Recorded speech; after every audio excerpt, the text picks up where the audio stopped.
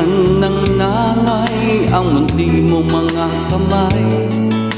Ika'y tuwang-tuwa, panatag ang loob sa damdaming ika'y mahal.